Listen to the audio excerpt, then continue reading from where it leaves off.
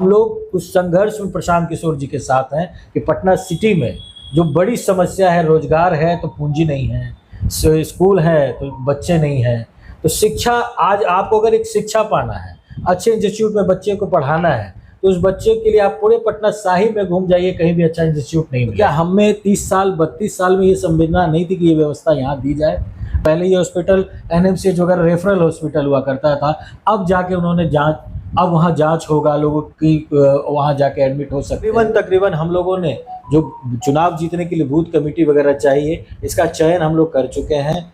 जैसे ही जन Swaraj full fledged में आएगी, पूरा धरातल पे आपको जन स्वराज पटना साहिब में दिखेगी। बिल्कुल आने वाली है। अभी एक यात्रा हम लोग कुछ दिनों में जन स्वराज की एक छोटी सी यात्रा हम लोग भव्य तरीके से करने जा रहे हैं, उसी की तैयारी है। प्रशांत किशोर जी निश्चित ही पटना साहिब का उनका प्रोग्राम बन चुका है, वो पटना साहिब जरूर आएंगे, और जब वो आएंगे तो यहाँ का माहौल और यहाँ की परिस्थिति और भी बदलेगी। अभी चुनाव आ रहा है। और नमस्कार, स्वागत है शौर्य भारत पे और मैं हूं आपके साथ अमित खत्री। चुनावी माहौल है और तमाम पार्टियां और जनता के बीच जा रही है। इसी में एक नई पार्टी की भी एंट्री है बिहार विधानसभा चुनाव में, जन स्वराज। आपने कई उनके कार्यक्रम देखे होंगे और उनके जो सूत्रधार है प्रशांत किशोर के कई वादे सुने होंगे। उसी पार्टी के सिपाही आज हमारे बीच है और पटना साहिब से दावा ठोक रहे हैं, दम भर रहे हैं चुनाव लड़ने का, रणजीत प्रभाकर यादव। आइए उनसे हम बात करते हैं क्या कुछ पूरी रणनीति है और कैसे चुनाव में जनता के बीच जाएंगे और क्या कुछ मुद्दे होंगे जनता के बीच जाकर। सबसे पहले तो आपके तमाम व्यूअर्स को मेरा नमस्कार। चुनाव काफी अब करीब बचा है, कुछ ही महीने बचे हैं या यूं कह लें, तो ऐसे में जन स्वराज की जो नीतियां हैं, उन्होंने कहा है कि 5 चीज हो जाएगा जन स्वराज जब आएगा, या बहुत सी ऐसी बातें हैं जो जन स्वराज के जो मुखिया प्रशांत किशोर जी जो कहते हैं, हम ये करेंगे, हम भ्रष्टाचार मुक्त बिहार बनाना चाहते हैं, हम बच्चों को रोजगार देना चाहते हैं, युवाओं को रोजगार, बच्चों को शिक्षित, महिलाओं को रोजगार। ये सब कैसे होगा, क्या कुछ ब्लूप्रिंट है, और आप पटना साहिब से भी चुनाव लड़ने का वादा कर रहे हैं। जहाँ तक पटना साहिब की बात है, तो पटना साहिब में आप देख रहे हैं विगत एक पार्टी की विगत कई सालों से, कई दशकों से एक पार्टी का यहाँ पे साम्राज्य रहा है। अभी मैंने जब से जन स्वराज ज्वाइन किया और जन स्वराज के लिए मैं पटना साहिब में काम कर रहा हूँ, तो आपने देखा होगा कि मैंने एक प्रचलन शुरू किया है डोर टू डोर जाके जन संपर्क करने का, जिसको लोगों ने, बहुत लोगों ने, और अभी तक मैं जहाँ भी जाता हूँ तो लोग बड़ा ही इसको अप्रिशिएट करते हैं कि अच्छा लग रहा है लोगों को कि भाई नेता दरवाजे के ऊपर पास आकर आपकी समस्याओं को सुने और अपनी बात बताए। इससे अच्छी बड़ी बात क्या है? समस्याएं क्या है पटना साहिब में? तो समस्याएं ही समस्या है। तो 20 सालों के जो राज में माननीय विधायक जी जो हमारे हैं, वो कह रहे हैं कि पटना साहिब में कोई विकास की योजनाएं चल रही है, जन कल्याणकारी योजनाएं चल रही है, साथ ही साथ केंद्र और राज्य की सरकार मिलकर कई पुल पुलियों का निर्माण किया गया, और आप कह रहे हैं कि समस्याएं ही समस्या है। आप आम आदमी के बीच में जाइए, उनसे बात कीजिए, तब आपको पता चलेगा कि समस्या क्या है। कई योजनाएं चल रही हैं, इस योजनाओं के बारे में किसको पता है? क्या आम जनता को पता है कि कितनी योजनाएं चल रही हैं? अभी चुनाव का वक्त आया है तो आप देख रहे हो कि हर गली में शिलान्यास हो रहा है। ये विगत 32 सालों से यही हो रहा है कि जब चुनाव करीब आता है, 1 साल पहले या कुछ महीनों पहले ये दौर शुरू होता है। तो ये हम लोग 32-33 साल से देखते आए हैं, अब व्यस्त हो गए। ये पता होता है कि अब गलियों में शिलान्यास का दौर चलेगा, गली गली अब लोग कार्यकर्ता जो उनके संगठन के जो लोग हैं वो घूमेंगे। मूल समस्याएं क्या है जनता के बीच? आप जैसे कि जा रहे हैं, आपने कहा कि डोर टू डोर हम कैंपेनिंग कर रहे हैं, तो मूल समस्याएं क्या आपको नजर आ रही है? क्या समस्याएं देखी जा रही है? देखिए, मूल समस्याएं तो सबसे बड़ा यहाँ का है, शिक्षा भी समस्या है, स्वास्थ्य भी समस्या है, रोजगार भी समस्या है, सड़क नली इतनी बन रही है फिर भी समस्या है। तो समस्या जहाँ थी, समस्या आज भी वही है, कहीं कुछ समस्या आगे नहीं बढ़ा। सिर्फ यही होता है कि हम अनप्लान्ड चीज़ें बनाते हैं, जैसे गलियों को बना दिए, वाटर लॉगिंग है, नाला बना दिए, उसमें कचरा जम रहा है, पूजा पाठ है, स्कूल को बच्चों को स्कूल जाना है, लोगों को ऑफिस जाना है। आज भी हर गली में आप घूम जाइए, आपको घुटने से ऊपर पानी मिलेगा। तो समाधान कहाँ है ये बताइए? गलियाँ बनी है तो क्या ठेकेदारों के लिए बनी है? जनता को तो कोई फायदा नहीं होगा। तो क्या लगता है जन स्वराज आएगा तो समाधान हो जाएगा? बिल्कुल, जन स्वराज मूलभूत सुविधा की ही बात कर रही है। सबसे पहले उसने बात की बच्चों की शिक्षा की बात की।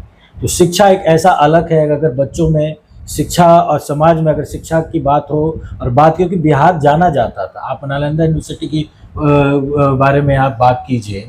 एकमात्र पूरे देश में ऐसा यूनिवर्सिटी हुआ करता था, 10,000 लोग वहाँ, दुनिया भर के लोग वहाँ पढ़ा करते थे। आज वो गरिमा कहीं ना कहीं खोया है।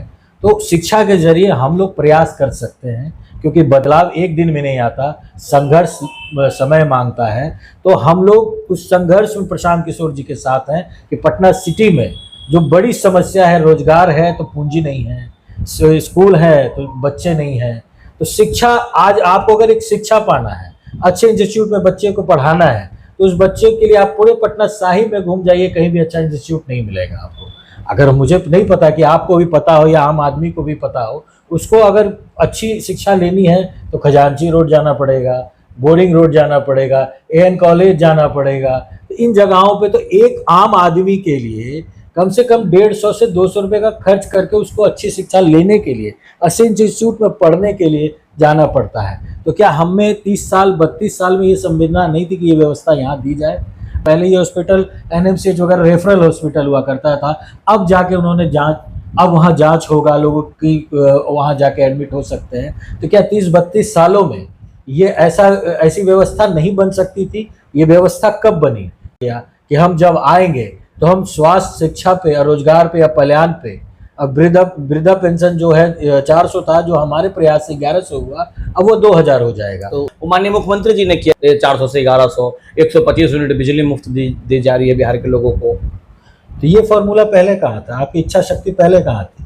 इसका मतलब आप करना नहीं चाहते थे। चुनावी स्टंट भी तो हो सकता है। बिल्कुल वही है, बिल्कुल चुनावी स्टंट है। तो चुनाव नहीं कि जनसुराज बोल रहा है उसी के कारण किया जा रहा है। बिल्कुल जनसुराज के ही प्रभाव से, उसके फॉर्मूला से ये डर गए हैं और डर कर इनको मजबूरन होकर जनता के लिए काम करना पड़ रहा है। जनसुराज का यही नीति है, करे कोई भी दल कोई भी हो, मगर मतदान जिसके लिए जनता चुनती है आपको, वो काम आपको करना पड़ेगा। तो पटना साहिब में लगता है कि जनसुराज का संगठन मजबूत है, क्योंकि एक चुनाव लड़ने के लिए वे संगठन होता है उसका, और आप इतनी बड़ी पार्टी को टक्कर देने जा रहे हैं।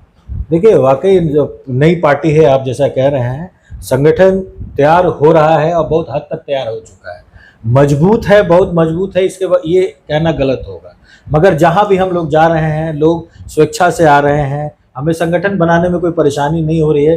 तकरीबन हम लोगों ने जो चुनाव जीतने के लिए बूथ कमेटी वगैरह चाहिए, इसका चयन हम लोग कर चुके हैं। जैसे ही जनसुराज फुल फ्लेजेड में आएगी, पूरा धरातल पे आपको जनसुराज पटना साहिब में दिखेगी। जाति फैक्टर एक अहम मुद्दा रखता है बिहार चुनाव में, या बिहार में अक्सर देखा गया है जाति फैक्टर। लेकिन अगर जाति की ही बात की, मैं बढ़ावा नहीं दे रहा हूँ जाति की बात होनी नहीं चाहिए, लेकिन अगर जात की बात की जाए तो आप भी यादव से हैं, और माननीय बिहार के जो अभी विधानसभा अध्यक्ष हैं, यानी विधायक जी जो है वो भी यादव जाति से। तो क्या लगता है इस बार का टक्कर यादवबाजी, यादव का एकदम देखने को मिलेगा? मुझे नहीं लगता कि कोई टक्कर है या कोई टकराव है, कोई विरोध है। मैंने क्या कहा कि काम हमेशा, तारीफ किसी के काम की होती है, हमेशा तारीफ उसके कार्यशैली की होती है। विरोध व्यक्ति का नहीं होता, विरोध पार्टी का होता है। आपको जब लोग मतदान देते हैं, मतदाता बनते हैं, तो आपसे कुछ उम्मीद रखते हैं। जातीय समीकरण को आप साधेंगे कैसे? क्योंकि यादव का वोट आपके पास भी मिलना चाहिए, कुशवाहा भी वोट होना चाहिए, कुर्मी वोट होना चाहिए, तभी चुनाव जीतना है जी। क्योंकि अगर जातीय समीकरण देखा जाए तो सभी लोगों का वोट मिलना चाहिए जनसुराज को, अल्पसंख्यक समाज का ही वोट मिलना चाहिए, ओबीसी समाज का वोट मिलना चाहिए। तो आपने कैसे साधने की कोशिश की इस समीकरण को? सही बात कहा आपने। हम लोग साहब, हमारे संस्थापक और हम लोग जितने पार्टी के लोग हैं, वो कभी कही नहीं रहे कि आप हमें वोट दीजिए। हम तो आपको बदलाव का पौधा मानते हैं, बिहार में बदलाव लाना है। तो अगर बिहार को बदलना है, संकल्प लेनी है, तो हर समाज को एक साथ आना होगा। सभी जाति के लोग मिलकर काम करते हैं तो वहाँ पे एक सुंदर समाज का, सुंदर प्रदेश और देश का निर्माण होता है। तो हम चाहते हैं कि जो लोग हैं जातीय इससे बाहर आकर हमारे जनसुराज को समर्थन दें। तो लगता है पटना साहिब में यात्रा आएगी, प्रशांत किशोर की यात्रा पूरे बिहार में घूम रही है, पद यात्रा, तो पटना साहिब में भी वो यात्रा पहुंचेगी? बिल्कुल आने वाली है। अभी एक यात्रा हम लोग कुछ दिनों में, जनसुराज की एक छोटी सी यात्रा हम लोग भव्य तरीके से करने जा रहे हैं, उसी की तैयारी है। प्रशांत किशोर जी निश्चित ही पटना साहिब का उनका प्रोग्राम बन चुका है, वो पटना साहिब जरूर आएंगे, और जब वो आएंगे तो यहाँ का माहौल और यहाँ की परिस्थिति और भी बदलेगी। अभी चुनाव आ रहा है, जनसुराज पहली बार चुनाव लड़ने जा रहा है, आम आदमी पार्टी भी इस बार के मैदान में है, वो भी दावा ठोक रही कि हम भी चुनाव लड़ेंगे पूरे 243 सीटों पर। तो लगता है ये मुकाबला त्रिकोणीय होगा, और आम आदमी पार्टी से क्या गठबंधन करेगी जनसुराज? नहीं, अभी तो शंकराचार्य जी भी आए थे, उन्होंने बोला कि जो गौ सेवक होंगे वो भी 243 पे लाने वाले। तो मैंने कहा ही कि आने वाले समय में चुनाव बड़ा दिलचस्प होने जा रहा है, जिसने जनता के बीच रहकर काम किया है और जनता के लिए काम किया है, या कोई ऐसी पार्टी जो ऐसी बात कर रही है कि हमारी मूलभूत सुविधाओं की जो हम लोग बात कर रहे हैं, जो अब जनता की बात करेगा वो राज करेगा। क्योंकि अब राजनेताओं की नहीं, अब राजनेताओं के बेटों की नहीं, अब राज आ रहा है जनता का। तो आप यकीन मानिए चुनाव बड़ा दिलचस्प होने जा रहा है। तो ये थे हमारे साथ जन स्वराज के भावी प्रत्याशी पटना साहिब से रंजीत प्रभाकर यादव, जो कि बेबाकी से अपनी बातों को बता रहे थे और बता रहे थे कि जीतने के बाद किस तरह से पटना साहिब का विकास करेंगे और प्रशांत किशोर की जो नीतियां हैं पूरे बिहार में किस तरह से लागू की जाएगी। जैसा कि वो बार बार कहते हैं, शिक्षा, स्वास्थ्य और महिलाओं का सम्मान जन स्वराज का पहला कदम होगा, पहली प्राथमिकता होगी। उन्होंने तमाम बातों पर बेबाकी से अपनी बातों को रखा। तब तक बने रहे शौर्य भारत न्यूज के साथ। के उज्जवल भविष्य के लिए एक प्रयास है यूसी मैथ्स। यूसी मैथ्स बच्चों के बेसिक स्किल्स को शार्पन करने में काम कर रहा है। UC maths is a abacus based whole brain development programme जो 5 से 13 साल के बच्चों के लिए है। Our first branch is Kids Temple School, Kachori Gali, Patna City, and second branch is Manoranjan Panchayat Bhavan, Charital, Pachim Darwaja, Patna City, and our contact number is 7903433032. अटूट विश्वास, शुद्धता का एक अनमोल रिश्ता, खूबसूरती का। जगमोहन लाल शिवरत्न लाल ज्वेलर्स 105 वर्षों से आपके भरोसे का प्रतीक। गोल्ड और डायमंड के अति सुंदर मन लुभावन गहनों के साथ हमारे यहाँ है हैंडक्राफ्टेड ज्वेलरी, सिल्वर ज्वेलरी एवं स्टोन्स की संपूर्ण रेंज।